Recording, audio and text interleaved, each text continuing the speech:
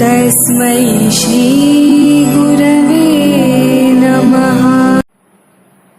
શ્રી સંસ્કાર school online education આપ ધોરણ 6 ના બાળકોનું સ્વાગત છે। આજે આપણે એકમ 8 શરીરનું હલનચલન વિશેની માહિતી મેળવીશું। બિલકુલ શાંત થઈને બેસો તથા તમારા શરીરમાં થતી ગતિઓને અનુભવ કરો।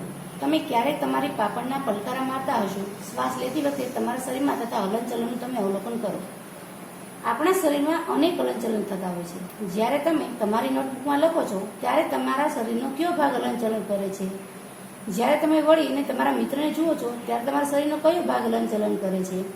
ઉપરોક્ત બધા ઉદાહરણમાં તમે ત્યાંના ત્યાં જ રહો છો, છતાં પણ શરીરનો કોઈને કોઈ ભાગ હલનચલન કરે છે। તમે ઊભા થઈને એક સ્થાનથી બીજા સ્થાને જાઓ છો, તમે તમારા શિક્ષક પાસે જાઓ છો, ક્લાસ પછી તમે સ્કૂલના મેદાનમાં જાઓ છો, અથવા સ્કૂલ પછી તમે પાછા ઘરે જાઓ છો। તમે ચાલીને, દોડીને અથવા કૂદીને એક સ્થાનથી બીજા સ્થાને જાઓ છો। ચાલો તમારા મિત્રો, શિક્ષકો, વડીલો સાથે ચર્ચા કરો અને પૂર્તિ કરતા એ જોઈએ કે પ્રાણીઓ એક સ્થાનથી બીજા સ્થાન સુધી કેવી રીતે પ્રચલન કરે છે। એક સ્થાનથી બીજા સ્થાને જવું એને પ્રચલન કહેવાય છે। જો અહીંયા તમને આપ્યું છે, ગાય છે એ પોતાના પગથી ચાલીને જાય, મનુષ્ય પણ પોતાના પગેથી ચાલી એક સ્થળથી બીજા સ્થળે જાય। જેમ કે સાપ હોય એ સંપૂર્ણ શરીરથી સરકીને એક સ્થળથી બીજા સ્થળે જતો હોય છે। પક્ષી છે એ પોતાની પાંખ વડે ઉડી અને એક સ્થળથી બીજા સ્થળે જાય। તો આવી રીતે તમે આ બધા જ પ્રાણીઓ છે એનું પ્રચલનની પ્રક્રિયા કયા અંગ દ્વારા અને કેવી રીતે કરે છે એ તમારે લખવાનું છે। ચાલવું, દોડવું, ઉડવું, છલાંગ મારવી, સરકવું તેમજ તરવું આ વગેરે પ્રાણીઓની એક સ્થાનથી બીજા સ્થાને જવા માટેની રીતો છે। પ્રાણીઓમાં એક સ્થાનથી બીજા સ્થાને જવા માટેની રીતોમાં આટલી બધી વિવિધતા કેમ છે? શું કારણ છે કે અનેક પ્રાણીઓ ચાલે છે જ્યારે સાપ અને માછલીઓ છે, સાપ સરકે છે અને માછલી એ તરે છે? આવું કેમ? ચલો જોઈએ। પ્રાણીઓમાં હલનચલન પર ધ્યાન આપતા અગાઉ ચાલો આપણા શરીરમાં કેટલાક હલનચલનને ધ્યાનપૂર્વક જોઈએ। શું તમને સ્કૂલમાં શારીરિક કસરત કરતી વખતે આનંદ આવે છે? સ્કૂલમાં કસરત કરતી વખતે તમારા હાથ અને પગ કેવા પ્રકારનું હલનચલન કરે છે? ચાલો આપણું શરીર જે હલનચલન કરવા માટે યોગ્ય છે તેમાંથી કેટલીક શારીરિક ગતિ હલનચલનને કરવાનો પ્રયાસ કરીએ। એક કાલ્પનિક વિકેટ પર કાલ્પનિક દડો ફેંકવાનો પ્રયત્ન કરો। તમે તમારો હાથ કેવી રીતે ફેરવો છો? શું તમે તમારા ખભાને વર્તુળાકાર ગતિમાં ફેરવો છો? શું તમારો ખભો પણ હલનચલન કરે છે? પીઠ પર સૂઈ જાઓ તથા તમારા પગને જાંઘની આજુબાજુ ફેરવો। તમારી ભુજાને કોણીની ઉપર નીચે કરો। તેવી જ રીતે પગને ઘૂંટણથી વાળો। તમારા હાથને તમારી પાર્શ્વ બાજુમાં સીધો ખેંચો। ભુજાને વાળી આંગળીઓથી ખભાને અડવાનો પ્રયત્ન કરો। તમે તમારા હાથનો કયો ભાગ વાળો? હાથને સીધો ખેંચી નીચેની તરફ નમાવો। શું તમે આવું કરી શકો છો? તમારા શરીરના વિવિધ ભાગોને હલનચલન કરવાનો પ્રયત્ન કરો અને તેના તારણો નીચે મુજબ ફેરવો। જેમ કે ગરદન છે એ સંપૂર્ણ ગોળ ફરે છે કે નથી ફરતી? અંશતઃ ફરે છે, એ નમે છે, ઉપર ઉઠે છે કે બિલકુલ નથી થતું? તો આવી રીતે તમારા જે શરીરના ભાગોની તમને અત્યારે જે મેં વર્ણન કર્યું એ રીતે તમને કસરત કરવાની કીધી, ગરદનને ફેરવો, કાંડાને ગોળ ફેરવો, આંગળીને ફેરવો, ઘૂંટણને, તો એની આમાંથી તમારી કઈ રીતે હલનચલનની પ્રક્રિયા છે એ તમારે અહીંયા નોંધવાની છે। જો તમે કહો કે ગરદન તો કંઈ પૂરેપૂરી ફરતી હતી નથી, અંશતઃ ફરે છે, તમે જુઓ અડધી સુધીને જ આપણે ફેરવી શકીએ છીએ, તો માટે અહીંયા અંશતઃમાં હા લખવાનું। નમે છે તો કે હા ગરદન નમાવી શકાય છે, ઉપર ઉઠાવી શકાય તો કે હા, બરાબર? તો એવી રીતે તમારે જેમાં જે ક્રિયા થઈ શકતી હોય એમાં હા લખવાનું અને બાકીના ખાનાને ખાલી રાખવાના।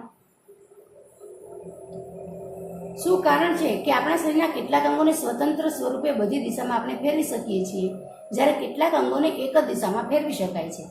આપણે આપણા શરીરના કેટલાક ભાગોને ફેરવા માટે શા માટે અસમર્થ છીએ?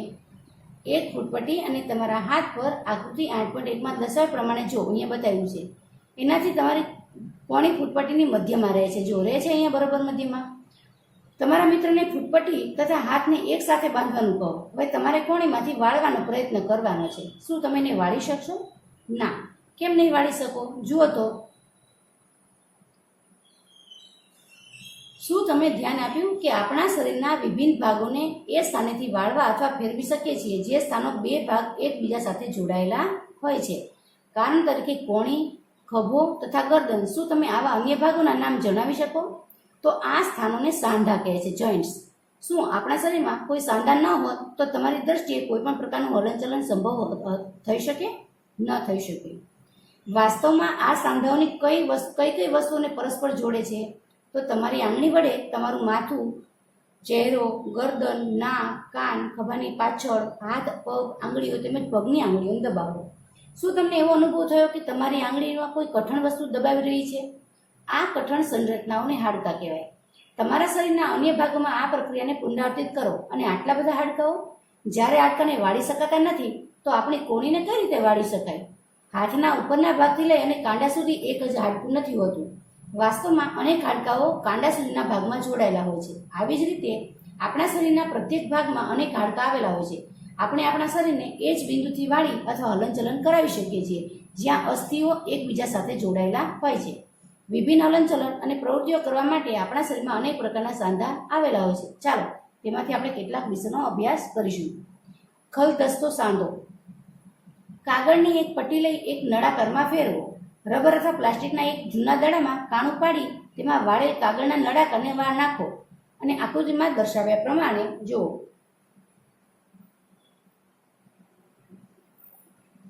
તમે કાગળના નળાકારને જો અહીંયા બતાવેલું છે સિલિન્ડર જેવો કાગળનો નળાકાર ભાગ, આ દડા જેવો ભાગ છે, બરાબર. ચારે બાજુ ફેરવાનો પ્રયત્ન કરો. શું દડો વાટકીમાં સ્વતંત્ર સ્વરૂપે ફરે છે? શું કાગળનો નળાકાર ફરે છે? હવે કલ્પના કરો કે કાગળનો નળાકાર તમારો હાથ છે અને દડો એ એક છેડો છે.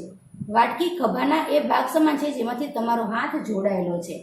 એક હાડકાનો દડા જેવો ગોળાકાર ભાગ બીજા હાડકાના વાટકી જેવા ખાડામાં ખૂંપાયેલો હોય છે. આ પ્રકારના સાંધા બધી દિશામાં હલનચલન પ્રદાન કરે છે. આ હલનચલન માટે ઉપયુક્ત સાંધાના અન્ય ઉદાહરણ શોધી શકો. આ પ્રકરણમાં શરૂઆતમાં આપવામાં આવેલા શરીરના વિવિધ ભાગોના હલનચલનનું સ્મરણ કરીશું. ઉપરોક્ત અન્ય સાંધાના નામ તમે આપી શકો છો. જો અહીંયા તમને ખલદસ્તો સાંધો બતાવેલો છે. આ સાંધાનું હાડકું છે, બરાબર. હવે છે બીજો સાંધો છે ઉખળી સાંધો. ગરદન તથા શીર્ષને જોડાણ કરતો સાંધો ઉખળી સાંધો. તેના દ્વારા શીર્ષને આગળ પાછળ અથવા જમણી ડાબી ફેરવી શકીએ. આ હલનચલન કરવાનો પ્રયત્ન કરો અને હલનચલન આપણા હાથના હલનચલન કરતાં કેવી રીતે ભિન્ન છે, જેમાં ખલદસ્તા સાંધા વડે હાથને સંપૂર્ણ વર્તુળાકારમાં ફેરવી શકીએ છીએ, તો ઉખળી સાંધામાં વેલણાકાર અસ્થિ એક વલયમાં ફરે છે. જો અહીંયા તમને ઉખળીનો સાંધો બતાવેલો છે.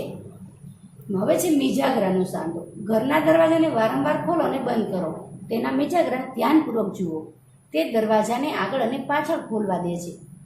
ચાલો મિજાગરાની ગતિને જોઈએ. એક મોટા કાગળ અથવા કાર્ડબોર્ડનું નળાકાર બનાવો. દર્શાવવામાં આવેલી ચિત્રમાં દર્શાવ્યા મુજબ કાર્ડબોર્ડ અથવા કાગળના નળાકારની મધ્યમાં છિદ્ર બનાવી તેમાં એક પેન્સિલ દાખલ કરો. કાર્ડબોર્ડનો એક બીજો ટુકડો લઈ તેની રીતે વાળો કે જે અડધું પૂંગળું બની જાય, જેમાંથી બીજા નળાકારને સરળતાથી ફેરવી શકાય. અડધા નળાકાર ઉપર રાખેલ પૂર્ણ નળાકાર મિજાગરાની માફક છે. પેન્સિલ સાથે નળાકારને ફેરવવાનો પ્રયાસ કરો. જે કેવા પ્રકારની ગતિ કરે છે જુઓ. આ ગતિ તમારા દ્વારા બનાવવામાં આવેલા ખલદસ્તા સાંધા કરતાં ભિન્ન છે. જો આ તમને કીધું છે આમથી આમ, આમથી આમ તમે એને કરી શકો છો. તો આને આ કોણીમાં તમારી કોણીની અંદર આવા જ પ્રકારની ગતિ જોઈ હશે તમે. તો આકૃતિ 8.5માં જે કાંઈ પણ આપેલ બનાવેલું હતું એ મિજાગરાથી ભિન્ન છે, પણ તેમાંથી એ ખ્યાલ આવે કે મિજાગરા એક જ દિશામાં ગતિ કરે છે. કોણી અને ઘૂંટણ એ મિજાગરાનો સાંધો આવેલો છે, જેનાથી આગળ અથવા પાછળ એક જ દિશામાં તમે ગતિ થઈ શકે છે. શું તમે આવા સાંધાના અન્ય ઉદાહરણો વિચારી શકો છો? હવે જોઈએ અચલ સાંધા. આપણા શીર્ષના અસ્થિઓની વચ્ચે આવેલા કેટલાક સાંધા એ આપણે અત્યાર સુધી ચર્ચા કરેલા સાંધાઓ કરતાં જુદા છે. હાડકાઓ આ સાંધાની મદદથી હલનચલન કરી શકતા નથી. જે સાંધા હલનચલન ન કરી શકે એવા સાંધાઓને અચલ સાંધા કહેવાય. જ્યારે તમે તમારું મુખ ખોલો છો ત્યારે તમારા નીચેના જડબાને છેડાથી દૂર લઈ જાઓ. હવે તમે તમારા ઉપલા જડબાને હલાવવાનો પ્રયત્ન કરો. શું તમે તેને હલનચલન કરાવી શક્યા? ઉપરી જડબું તથા ખોપરીના કેટલાક અસ્થિ અચલ છે. આપણે માત્ર કેટલાક સાંધાઓથી ચર્ચા કરી છે જે હાડકાઓને એકબીજા સાથે જોડે છે. આપણા શરીરના વિભિન્ન અંગોને વિવિધ આકાર કોણ પ્રદાન કરે છે? જો તમે ઢીંગલી બનાવવા માંગતા હો તો તમે પહેલાં શું બનાવશો? શક્ય છે કે ઢીંગલીના એક આકાર પ્રદાન કરવામાં આવે, તમે એ માળખું તૈયાર કરશો. શું તમે એવું નહીં કરો કે આપણા શરીરમાં બધા હાડકાઓ બસ એવી જ રીતે એક આકાર, સુંદર આકાર પ્રદાન કરેલો હોય છે? જો અહીંયા તમને બતાવેલો છે હાડકાનો આકાર. હા, આ એક માળખું તૈયાર કરે છે જે માળખાને કંકાલ કહેવાય છે. જે આખું છે એને માનવ કંકાલ કહેવાય છે. આવી એવી રીતે કે ઓળખે છે કે આ મનુષ્યના કંકાલની આકૃતિ છે. આપણે શરીરના વિભિન્ન હાડકાઓના આકારની જાણકારી કેવી રીતે મેળ પ્રાપ્ત કરી? શરીરના કેટલા અંગોમાં આવેલા હાડકાં અને તેની સંખ્યા એક જ આકાર વિશે આપણને ત્યારે ખ્યાલ આવે કે જ્યારે આપણે તેનો અનુભવ કરીએ. એક્સરે ચિત્ર દ્વારા આપણે શરીરના બધા હાડકાંઓના આકારનો ખ્યાલ મેળવી શકીએ છીએ. શું ક્યારેય તમારા અથવા પરિવારના કોઈ વ્યક્તિના શરીરમાં કોઈ ભાગનો એક્સરે કઢાવવામાં આવ્યો છે? કેટલીક વાર ઈજા થવાથી ડૉક્ટર એક્સરે કઢાવે છે. તેનાથી ઈજા દ્વારા હાડકામાં થયેલી ક્ષતિનો એને ખ્યાલ આવે. એક્સરે દ્વારા આપણને શરીરના હાડકામાં આકારનો ખ્યાલ આવે છે. જો અહીંયા તમને હાડકાનો એક્સરે દેખાડેલો છે. તમારા હાથના આગળના તેમજ ઉપરના ભાગના તથા પગના નીચેના ઉપરના ભાગના હાડકાનો અનુભવ કરો. પ્રત્યેક ભાગમાં હાડકાની સંખ્યાની જાણકારી મેળવો. તમારા ઘૂંટણ તથા કોણીના હાડકાનો એવી જ રીતે અનુભવ કરો જે એક્સરે ચિત્ર સાથે તમે સરખામણી કરી શકો છો. તમારી આંગળીઓને વાળો. શું તમે તેને પ્રત્યેક સાંધાના મૂળ સુધી વાળી શકો છો? તમારી મધ્યમાં આંગળીઓ કેટલા હાડકાં આવેલા છે? તમારી હથેળીના આગળના ભાગને સ્પર્શ કરો અને અનુભવ કરો. તેમાં અનેક હાડકાં છે. શું તમારું કાંડું લચીલું છે? તે અનેક નાના નાના અસ્થિઓનું બનેલું છે જેને મણી બંધાસ્થિ કહેવાય છે. જો તેમાંથી એક જ હાડકું બનાવેલું હોત તો શું થાય? તો આપણી જે હથેળીનો ભાગ છે એ વળી શકત નહીં. ચલો હવે જુઓ પ્રવૃત્તિ 4. ઊંડો શ્વાસ લઈ તેને કેટલાક સમય સુધી રોકી રાખી છાતી તથા પીઠના હાડકાઓને હળવેથી દબાવીને તમારા હાડકાનો અનુભવ કરો. શક્ય હોય તેટલી તમારી પાંસળીઓને ગણો. જો આ પાંસળી છે એ તમને આગળના ભાગમાં ઊંડો શ્વાસ લો તો તમને પાંસળી ચોખ્ખી દેખાય અને તમે હાથ વળીને સ્પર્શ કરી શકો. ધ્યાનપૂર્વક જુઓ. છાતીના અસ્થિઓની સંખ્યાની સરખામણીમાં આકૃતિ સાથે કરો. આપણે જોઈએ છીએ કે પાંસળીઓ વિશેષ રૂપે વળેલી છે.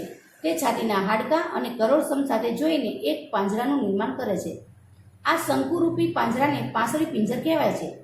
છાતીની દરેક બાજુએ 12 પાંસળીઓ હોય છે. આપણા શરીરના કેટલાક મહત્વપૂર્ણ અંગો તેનાથી સુરક્ષિત રહે છે. તમારા કેટલાક મિત્રોને ઘૂંટણ વાળ્યા વગર નમી અને પગની આંગળીનો સ્પર્શ કરવાનું કહો.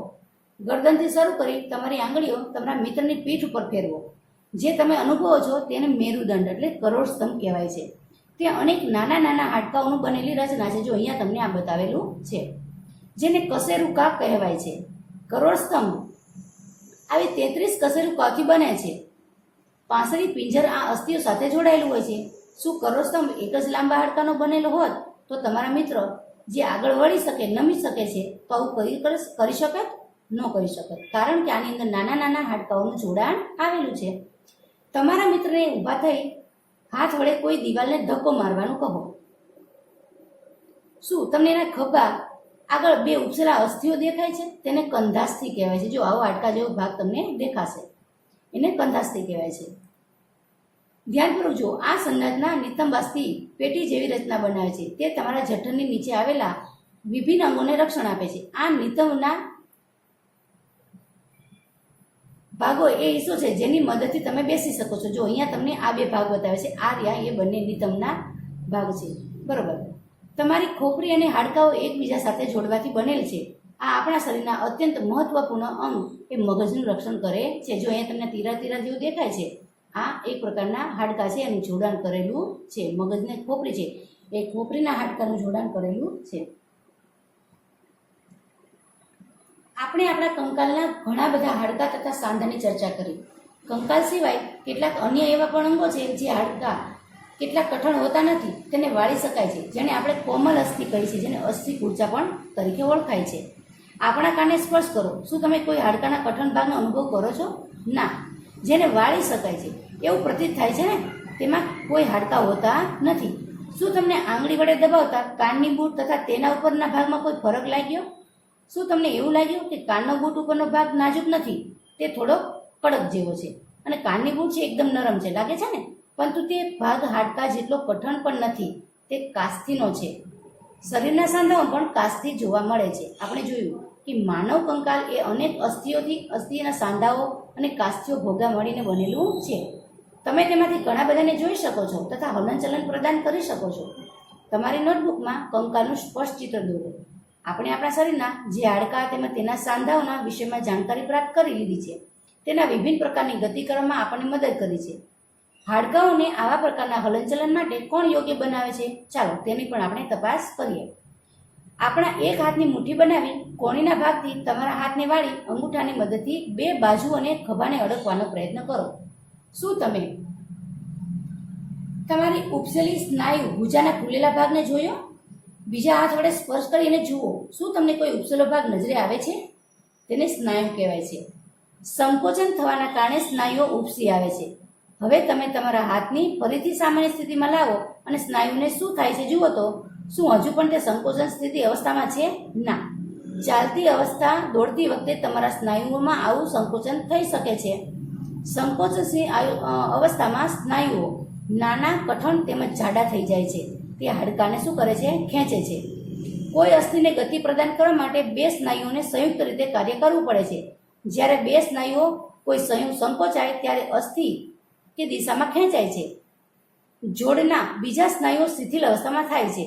અસ્થિને વિપરીત દિશામાં ગતિ કરવા માટે હવે બીજા સ્નાયુઓ સંકોચાય અને અસ્થિને પૂર્વ દિશામાં ખેંચે છે.